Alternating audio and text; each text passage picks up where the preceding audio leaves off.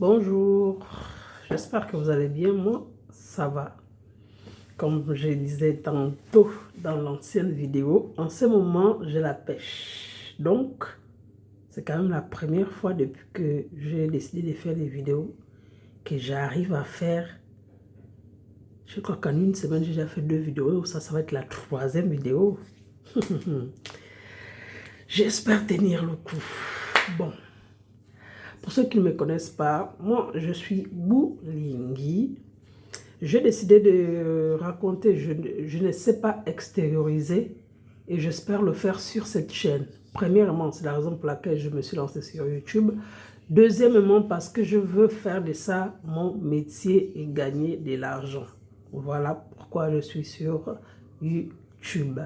Bon, j'espère ne pas seulement m'arrêter là. J'ai d'autres réseaux, mais j'ai plus envie de me concentrer sur YouTube avant de me disperser. Voilà. Donc, on va aller au vif du sujet. Là, je suis là pour vous raconter encore une story time. Story time.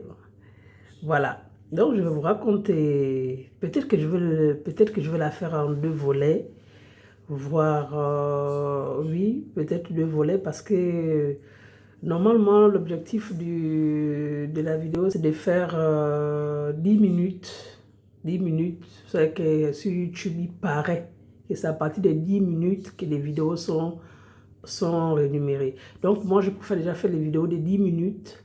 Comme ça, lorsque ma page va être rémunérée, ça va... On va aussi considérer les anciennes vidéos, quoi. Donc, voilà.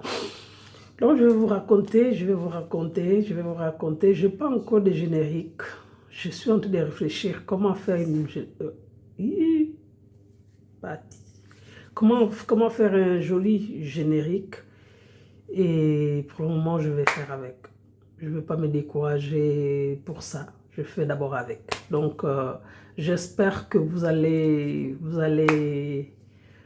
n'allez pas trop... Comment dire. J'espère que ce n'est pas très important pour vous pour le moment. Donc, comme j'ai raconté dans l'autre vidéo, j'ai su que j'étais enceinte.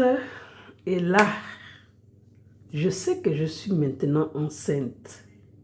Donc maintenant, il y a des choses qu'il ne faut plus faire quand tu es enceinte normalement. Dans la vie là, quand tu n'as pas encore vécu quelque chose, ne dis pas que ça n'existe pas. Donc moi, j'ai longtemps cherché la grossesse. J'ai vraiment longtemps cherché la grossesse. On m'a dit, prends telle écorce, je prends telle écorce. Prends, fais ci, je fais ça. Donc, l'arsenal, j'ai fait, va chez telle personne. Pendant que les autres tombent enceintes chez la personne, moi je pars aussi, ça ne vient pas. Mais bon, je suis déjà enceinte, Dieu merci. Donc, j'accepte la nouvelle. Déjà au départ, je commence avec les saignements.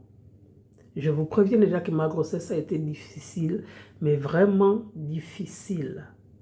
Déjà, j'ai accouché à 32 semaines.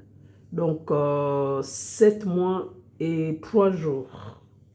À quel point c'était difficile pour un bébé seulement. C'était les jumeaux pour comprendre, mais un bébé, 7 mois. C'est presque 6 mois, 7 mois et 3 jours. Donc, voilà, j'ai commencé avec les saignements au début. Je vais à 3 semaines, je vais à l'hôpital aux urgences parce que je saigne. J'arrive, on me prend, je dis que je suis enceinte et puis je saigne. Donc, on m'oriente, je patiente, mais j'avais mal au bassin, j'avais mal. Quand j'arrive comme ça, j'explique, on me donne un comprimé. On me demande de boire le comprimé. Je dis, Il y avait déjà une cousine à moi qui m'a raconté qu'elle, elle a fait presque 2 fausses couches parce qu'elle avait l'impression que c'est les gens-là qui lui donnaient le médicament pour que l'enfant sorte. Donc, quand on m'a donné le comprimé là pour boire, je n'ai pas bu. Je n'ai pas d'abord bu. J'avais mal, je vais pisser. Je regarde, je saigne toujours. Je dis, j'avais mal au bas-ventre.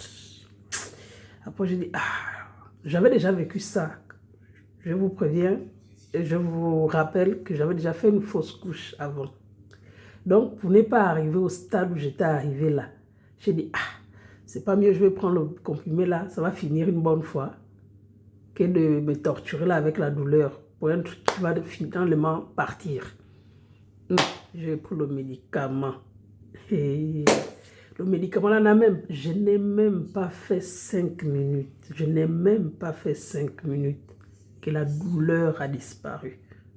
J'ai dit ce moment-là que si je savais, j'allais boire ça depuis, peut-être que je ne buvais pas là, le truc là pouvait me sortir parce que je n'ai pas bu. L'histoire de toujours écouter les gens. Écouter les autres là. Maman, même pas 5 minutes, la douleur s'est estompée. La douleur s'est estompée. En tout cas, j'étais tellement contente, les amis. Donc voilà, je patiente le temps qu'on me reçoive, le temps que je rencontre le médecin. Enfin, je rencontre le médecin, c'est les petits touchés, c'est les machins, échos, vous me connaissez. Parce que c'était une dame, oui, elle me dit non, ça va, ça arrive. On va observer, vous êtes encore qu'à 3 semaines, on ne peut pas déjà faire quelque chose. Donc, on va patienter. Donc, elle m'a donné rendez-vous pour les premières visites. Je devais faire ma première visite à 3 mois et je n'avais que 3 semaines quand je suis allée à l'hôpital. Donc, je vais chez moi quand même. Je dis, bon, je dors. Je n'ai pas le choix que de dormir parce que je n'ai plus mal au ventre. Mais j'ai regardé, les saignements étaient toujours là. Parce que même quand la dame a fait l'écho, sur l'appareil, vous savez que l'écho maintenant on fait rentrer le truc aux Pays-Bas. Donc sur l'appareil est ressorti rempli de trucs. Donc je rentre chez moi, je dors, je patiente. Le lendemain je me réveille, je vais me laver, je me nettoie. Bon, je suis allée au boulot, je me lave, je vais au boulot comme d'habitude, ma vie continue. Mais j'avais remarqué le deuxième jour que j'avais plus de saignements. Je n'avais plus mal, j'avais plus de saignements. Donc, toujours dans ma laideur. Donc, je disais tantôt, toujours dans ma laideur. Là, en fait, je n'ai plus assez d'espace. Quand ça se coupe comme ça, là, je suis obligée d'aller supprimer certaines choses pour continuer parce qu'il faut que je fasse 10 minutes. Et je crois qu'il va y avoir 2 ou 3 parties. On va faire comme ça. Parce que là, donc, toujours dans ma laideur, je continue mon activité, mon travail, je continue ma vie, en fait. Mais je n'avais plus le goût. En fait, j'avais perdu le goût. Les autres m'appelaient, allons là-bas, comme on faisait d'habitude, je ne partais plus. Non seulement le travail me fatiguait, la grossesse aussi est venue s'ajouter. Mais la seule chose, parce que moi, je suis tombée enceinte en septembre. Donc, l'automne, là, j'étais... Pendant que les autres portaient les vestes, les doudounes, moi j'étais toujours en t-shirt. Je supportais le froid. Tout l'automne, je supportais le froid. Donc j'ai continué ma vie normalement. À 3 mois, je vais faire ma première visite. On détecte qu'il y a un souci. C'est là où ma vie bascule encore. On détecte qu'il y a un souci. À 4 mois, je fais une biopsie. Vous voyez un peu la gravité de la chose. S'il faut déjà arriver à faire une biopsie. Donc, à 4 mois, je fais une biopsie. Je ne vais pas déjà parler de quelle biopsie ici parce que je ferai une autre vidéo et puis je vais essayer de rentrer dans les détails un jour, pas maintenant. Donc, après la biopsie, je vais vous mettre une photo de quand j'étais à l'hôpital, quand j'ai fait la biopsie. Pendant la biopsie, là, on me met d'abord l'anesthésie. L'anesthésie n'agit pas tout de suite.